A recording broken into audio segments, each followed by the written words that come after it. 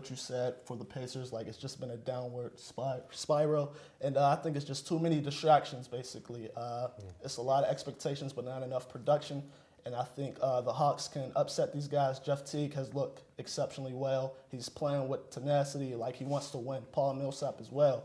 And I just think these guys want to get it. And I think Teague is really that motor that's running for the Hawks right now. And I think he's going to do everything in his power to try to win. Absolutely. I honestly feel like the Heat can sweep this team. Not to underestimate them, but I think if they just take it seriously, like, let's hurry up, let's get these series over with. Three more games, and let's try to get some rest before we advance into the next round. And if they can do that, I think they'll have no problem. So I got the Heat sweeping. Yeah, the Miami Heat. I think in this series you see experience versus youth. Toronto has all the speed, the length, and just a younger team. But young, faster has nothing. I mean, if you don't have any experience, then you have nothing to prove, basically. And I think with the experience the Nets have, I think they can get out and win.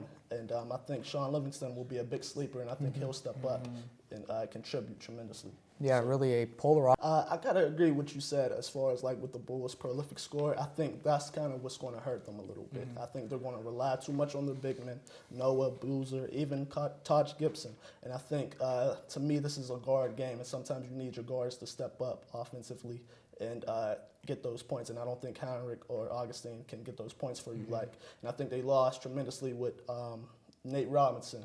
He was a guy with fire and wanted to, like, give me the ball, I got to score. And I think that's where they'll lose, kind of. And I have the Wizards surprising because just because the Bulls don't have that, you're going to rely too much on your big men when the guards got to step up as well. So I have the Wizards. Yeah, it should be a really highly contested. I think Brooklyn and Toronto as well. I think it's like the old guys versus the young guys. The young guys have something to prove, saying you had your time and now it's our time. And the old guys are still saying, like Paul Pierce, Kevin Garnett, no, this is still us and we can still take it, you know, just because age has nothing to do with anything. So absolutely.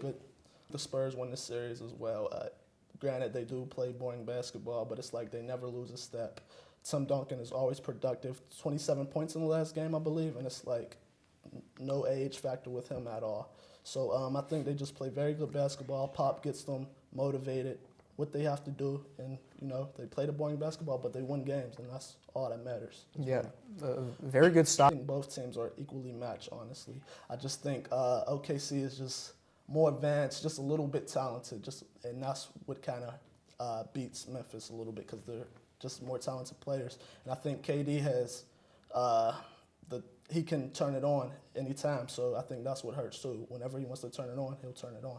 So yeah, of course, having a player the caliber. I think the Clippers are slightly better, though. I think you can win with the Fab on the floor and you can win with that bench as well. And I feel like if everyone is clicking on all cylinders, there's no reason why they can't win it. I think the X factor is Chris Paul, though. He's only advanced to the second round twice, I believe, out of his whole career. So he's the X factor, and I think they'll only go as far as he allows them to go. He has to score. I think him scoring-wise is a bigger contribution than him getting everybody else involved. So I think if he steps up more offensively scoring, they'll go a long way in advance. Certainly two very